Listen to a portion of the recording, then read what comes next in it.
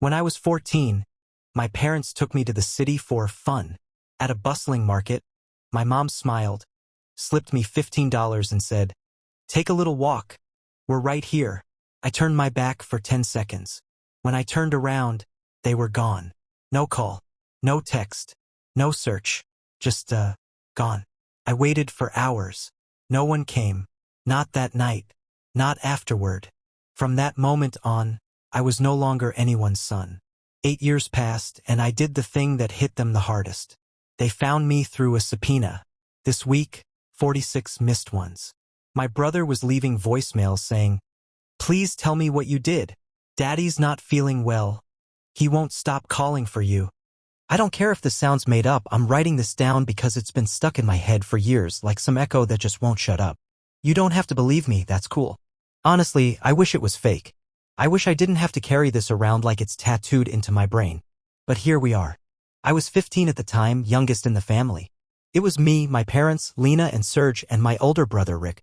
He was 17 and practically worshipped in our house. Played soccer, decent grades, good-looking in that predictable magazine catalog kind of way. My parents adored him. Me? I was just there. A background character. Maybe the supporting cast if I was lucky. We weren't poor, not technically, but we sure acted like it. My dad had this obsession with not wasting money on dumb crap, which basically meant anything I wanted was automatically too much. I couldn't even ask for a new hoodie without getting the third degree. One time I mentioned my phone was glitching and he acted like I'd asked him to refinance the house. Meanwhile, Rick got new shoes twice a year, the latest Xbox, tickets to concerts. It was subtle but constant. That kind of quiet favoritism that makes you question if you're actually being dramatic or if it's real. I wasn't allowed to complain. I was always too sensitive or too negative. Mom would say I needed to stop comparing myself. But when the pattern repeats 100 different ways, it's hard not to notice. So it's the start of summer break, right? I'm expecting the usual, staying home, maybe some chores, gaming when I can. Then out of nowhere, Mom starts acting like she wants to do family stuff. She brings up this idea of a fun day trip to the city. Just casual. Let's go out, get some sun, do something different. Which immediately felt off. We never did day trips. Not as a family, anyway. My dad hates traffic. My mom hates crowds. Rick hates doing anything that doesn't involve his friends. So yeah, alarms started going off in my head right away. But whatever. I didn't push back. I figured, fine, maybe they're trying. I mean, I wanted it to be real. I wanted to believe they gave a crap. The morning of everything already feels weird. Mom's in my room before I'm even out of bed, telling me to pack my own lunch. She's rifling through my stuff, making sure I'm not bringing anything stupid. Her words, not mine. Dad's already outside in the car, engine running like we're late for something, but we're not. Rick's slouched in the back seat, headphones in, acting like he's being forced to attend a funeral. I snap at Mom when she tries to fix my hoodie or whatever. I don't even remember what I said, something short, annoyed. She gives me this long, dead-eyed stare. Not angry. Not sad. Just like I was already a problem she regretted creating. We drive in near silence. I watch the trees blur by through the window, music in one earbud, trying to disappear inside myself. Traffic's bad. Dad keeps muttering curses under his breath. Mom's on her phone the whole time, barely looks up. Rick is in his own world. The air feels tense, like something's been decided already and I just missed the memo. It's about an hour into the city. They park near this open-air street market, one of those chaotic, colorful places that smell like sweat, fried food, and overripe fruit. I'm actually a little relieved to get out of the car. I needed to breathe. We walk around for maybe 15 minutes.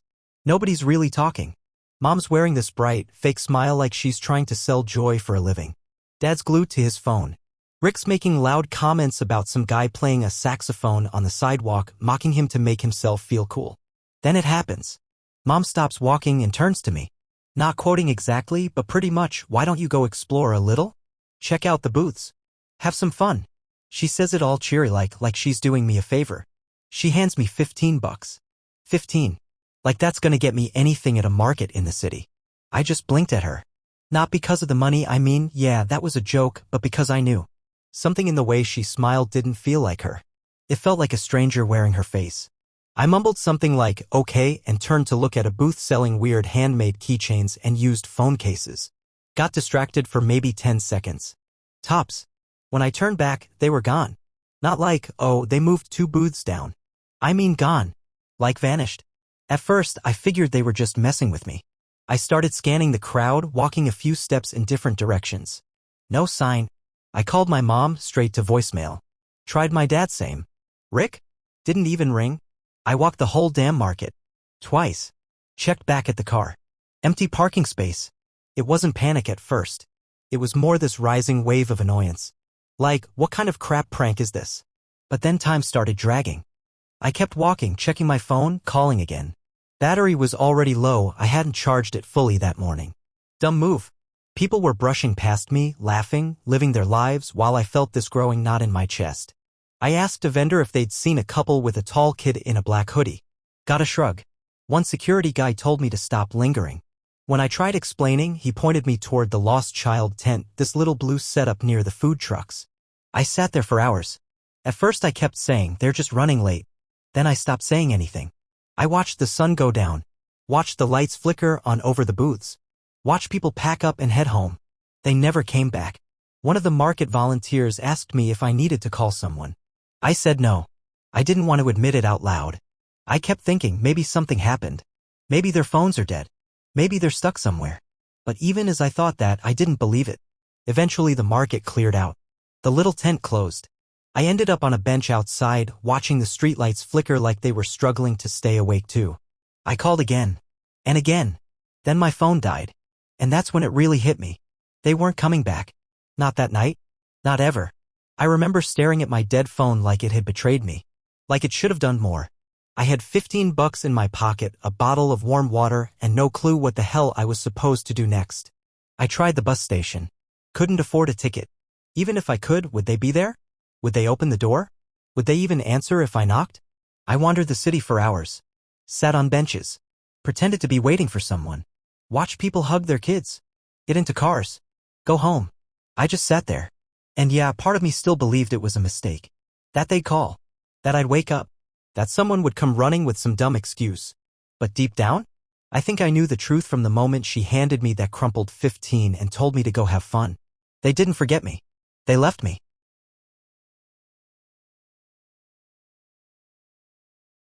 The first night wasn't the worst. It sounds weird saying that now, but in the moment I think my brain just refused to fully register what had happened. Like it was buffering. I kept telling myself it was a mistake, a glitch. They were coming back. They had to be. I stayed on that bench outside the market until long after the last booth was packed up and hauled off. The lights shut off one by one, like the place was closing down just for me. I laid my backpack under my head and stared up at a flickering streetlight. It buzzed like it had something to say but couldn't get it out. Every time a car slowed down, I sat up. Every time a phone buzzed nearby, I flinched. But none of it was for me. Eventually, it got cold. Not freezing, it was summer, but that kind of city chill that creeps in after dark and wraps around your bones. I curled up tighter, hoping someone would show. Hoping something would change. Spoiler, nothing did. By sunrise, my mouth felt like sandpaper. I walked to a gas station and used $1.50 to grab a bottle of water. I sat on the curb and watched traffic. Watch people start their normal lives. Commuters. Moms with strollers. Kids with backpacks. All moving through their morning like the world made sense. I was invisible. No one looked twice at a teen sitting alone outside a gas station. Not with puffy eyes, not with a dead phone, not with a backpack for a pillow. I could have been part of the concrete for all they cared. That day I wandered. I tried calling again, found a shop with a public charger, begged the guy to let me use it for a few minutes. He hesitated, then waved me toward the corner with a tired shrug. I plugged in, waited, called. Still nothing. Straight to voicemail. I checked socials. Still online. Still posting.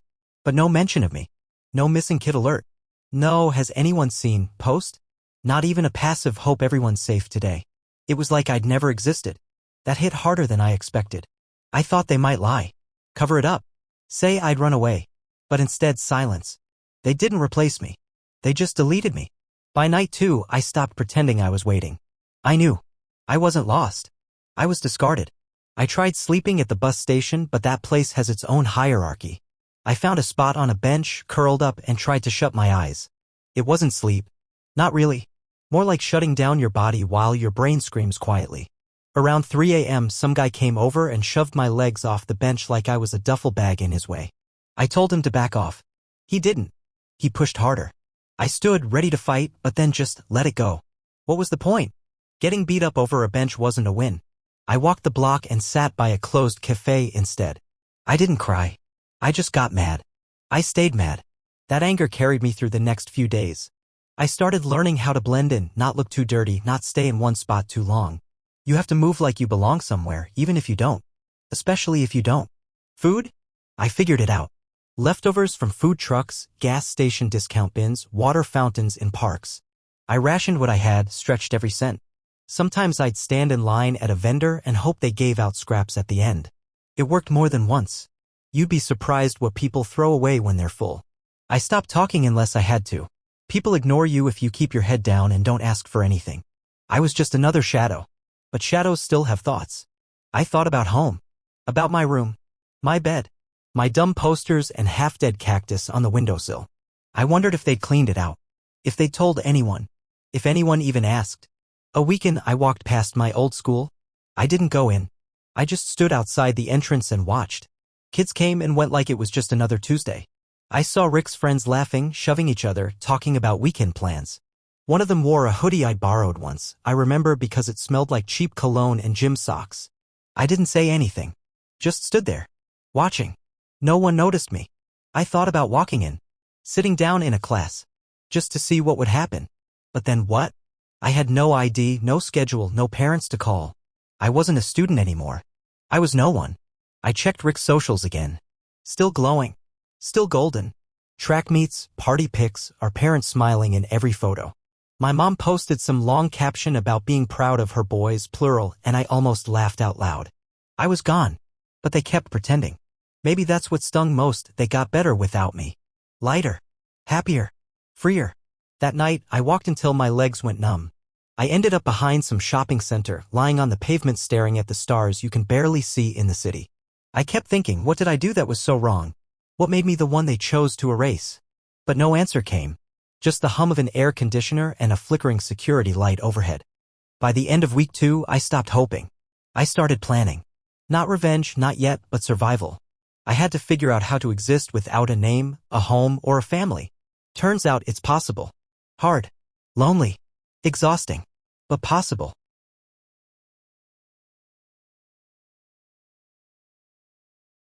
I don't remember the exact day I stopped thinking about them as my family. It wasn't one moment. It was more like erosion, slow, invisible, until one day you realize the shape of everything has changed. I'd go whole days without thinking about home. Then I'd see something small, a mom yelling at her kid to zip his coat, a dad tossing his son a bottle of water at the bus stop, and it would come back like a punch to the ribs. But even then, the pain faded faster. I guess that's what happens when you're forced to start over. Eventually, I landed in a youth shelter on the far side of the city. Not right away, I didn't trust places like that. Too many stories. Too many rules. Too much risk. But I got tired. Tired of sleeping in stairwells. Tired of cold vending machine food. Tired of pretending I didn't care. The place wasn't great, but it was a roof. And it's where I met him. His full name was Emerson, but nobody called him that. He was maybe a year older than me, always wore the same faded gray beanie and acted like he'd seen every trick in the book. We didn't talk much at first. I took his laundry spot one night and he tried to shove me out of the way. I shoved back. It didn't escalate, just a couple of tired kids posturing for no reason. After that, we mostly ignored each other. Then one night we ended up sitting near the same space heater in the rec room. He offered me half a stale granola bar and we started talking. Dumb stuff at first, shelter food rankings, worst snoring roommates, that kind of thing. But it built. He wasn't soft, but he wasn't fake either. And more importantly, he didn't ask too many questions. I didn't tell him what happened with my family. I just said I was on my own now and he nodded like it made perfect sense. Over time, he started giving me advice, not like some mentor, but little things. How to keep your stuff safe. Which gas stations had the cleanest bathrooms. Where to sit on the bus if you didn't want to be bothered. And eventually, how to get an ID when you turn 18 without anyone asking too many questions. He said, you keep your head down long enough and people stop looking. That stuck with me. So I waited. I kept track of time, counted down the months like they were rungs on a ladder. I still checked in on my family sometimes, mostly from library computers or on a burner phone when I could get one. They were doing fine. More than fine. Rick was still the golden boy. Winning races. Throwing parties. Posting photos where he smiled like nothing had ever gone wrong in his life. My parents were still smiling too. Still posting. Still pretending. That was the part that made me stop feeling sad. They didn't break. They didn't even limp. They just kept going lighter, maybe. Like my absence was a relief. And that's when something changed. I didn't want to go back. I didn't want an apology. I didn't want closure. I wanted something they couldn't ignore. I wanted them to feel it. I didn't have a grand plan at first. No movie plot. No grand revenge fantasy. Just tension. I wanted to create tension. Doubt. Fear. Just enough to shake the foundation. So I started watching. Not physically. Not at first. I watched online. Their posts, their friends, the people who liked and shared and commented. My mom had a whole crew of community moms she networked with for her small business stuff. I made a list. Every contact. Every tag. Every smiley face emoji under their fake family values captions. Then I created burner accounts. Lots of them. All different names, different photos. I started small, vague comments, innocent questions. Hope both your sons are doing well.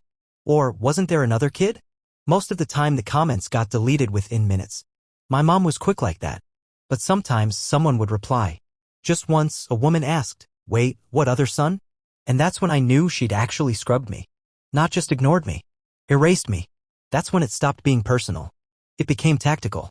I started messaging people. Nothing aggressive. Just curious. Just planting seeds. "Hey, do you know the Martins well? I thought they had 2 kids." Most didn't answer. A few blocked me. But I wasn't trying to start a war. I just wanted to poke holes. Let some light in. I also followed Rick's circle. Friends. Teammates. One of them posted a group photo from a gas station. I recognized it, not the place, the person. Him. Rick. Standing next to his friends, laughing like always. He didn't recognize me. I looked different by then. Hair shorter. Face leaner. Hoodie pulled up. But I recognized him. Same smug smile. Same posture. Same kid who used to shove me out of his room and slam the door like I was garbage. I didn't go up to him. I just watched. Then I walked away. That was enough for now. I kept saving money. Odd jobs, little gigs, legal stuff, enough to get by and enough to fund what was next. I wasn't trying to get rich. I was trying to be ready. M once said if you want real revenge, you have to wait for the right moment. Otherwise it's just noise. So I waited. And watched. And made notes. I noticed things. Cracks. My parents' business started slowing down. A fundraiser didn't meet its goal. A couple of events had empty seats. One of their old friends stopped liking their posts. Little things, but enough to know that something was working. I started getting creative emails from concerned relatives to a few of their clients. Vague letters. Quiet whispers in the right inboxes. All legal. All anonymous. All disruptive. And I was just getting started.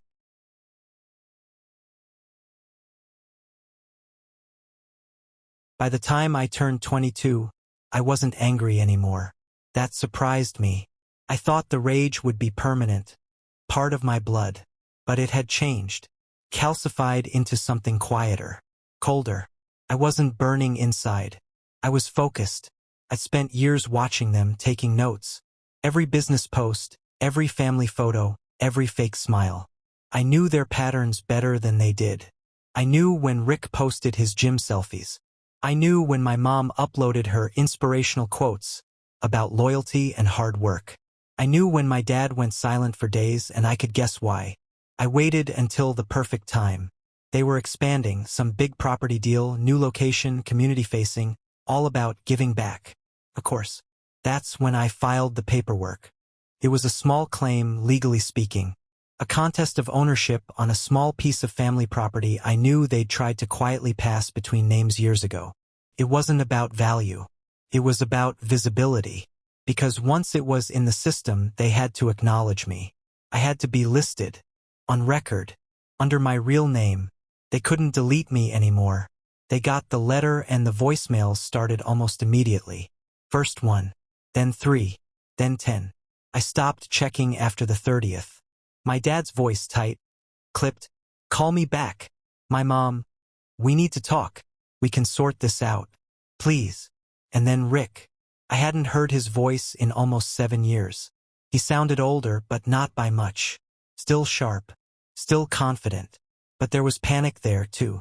He said, "I don't know what you're doing, but Mom's freaking out. He's not well. Just what do you want? Do you want to come back? Is that what this is? No, it wasn't about coming back. It never was. I didn't answer. Not the voicemails. Not the texts. Not the emails from old relatives who suddenly remembered I existed. A cousin reached out and said, "Hey, can we just talk?" I left her on read. She blocked me the next day. Nobody cared when I disappeared. They don't get to act shocked now. My mom posted some cryptic Facebook status, praying for guidance through unexpected trials. Family is everything. I almost laughed. Someone commented, "Thinking of you," and she replied with a heart emoji. Another relative replied, "You should have thought of that years ago." That comment disappeared in under a minute. Classic Lena. I showed up to the first court date in a black hoodie and jeans. Nothing flashy. I just wanted to see their faces. When they called my name, everything went quiet. My mom stood up, hand over her mouth like she'd seen a ghost. Her lawyer reached out and gently pushed her back into her seat. Rick stared, didn't say a word. My dad sat with his arms folded, jaw clenched, eyes fixed like he was trying to bore a hole through me with pure silence. I didn't speak to them. I spoke to the judge, signed what I needed to sign, answered questions. That was it. During the recess, my mom tried to approach me in the hallway. "Max, wait." She started. I walked right past her. She reached out, barely brushed my arm, and slapped the wall behind me instead. Rick muttered something under his breath. I didn't catch it. I didn't care. My dad just stared at the floor, stone still. The process dragged out for months. Legal stuff always does. They had to pay fees, hire people, file extra paperwork. Every time their lawyer opened a folder, my name was right there, staring back. Em said, "You finally made it real." It wasn't about the money. I didn't even want the damn property. I just wanted the record to exist, to make it impossible for them to pretend I never happened. I made sure it was public. Anytime they tried to move funds, buy new assets, start something fresh, my name showed up in the disclosures. I was a legal presence, permanent line item. They tried to contact me again. Emails turned into letters, birthday cards with no return address, calls from numbers I didn't recognize. Sometimes I picked up and let them hang in silence before hanging up. Sometimes I listened to voicemails just to hear the desperation. One from Rick stuck with me. He said, "Dad's in the hospital. Mom's losing it. I don't know what this is anymore. You made your point. Just stop." I didn't, because this wasn't a point. It was a consequence. They built a life around pretending, around lying to themselves and everyone around them. I didn't crash into their world, I just held up a mirror. Things at their house started to fall apart. Em's friend lived a few houses down. She'd text updates sometimes. Not gossip, just neutral facts. "Your mom screamed at your dad in the driveway today. He threw something at the car. Your aunt came by, left crying. Your grandma hasn't visited in weeks." The neighbors stopped pretending not to see. They didn't look away anymore. They just watched. Rick tried harder, posted throwbacks, grateful for family, but his account was locked now. Comments limited. No more public love. Their business pages dried up. Fewer updates. Less engagement. Quiet little implosions, one after the other. One day I mailed an unsigned birthday card. Just a single line. "Hope you're still running fast." Rick posted about it. "Some freak is stalking me," he wrote. "Get a life." You first, I thought. I waited until the final hearing to speak. The judge asked if I had anything to say. I said they didn't lose me. They left me. I just made sure they didn't forget. I didn't look at them when I said it. I didn't need to. They knew. I left the courthouse and didn't look back. A few days later, I got my portion, not huge, but real. Legal. Tangible. Proof that I existed. That they couldn't erase me without cost. People ask if I feel better. What does that even mean? There's no victory dance here. No closure montage. No soft music fading into a sunrise. It's just life. Raw, awkward, unfinished. I don't check their pages anymore. I don't answer their messages. Rick still tries sometimes, but I let it ring. I don't forgive them. But I'm done chasing the fire, too. Now I just live. Quietly. With my own name. My own steps. I still see Rick in the city sometimes. Once in a cafe, another time outside a store. He never looks at me, never says a word. I don't say anything either. I'm not his brother. I'm his reminder. Not their son. Their consequence. And honestly, that's enough.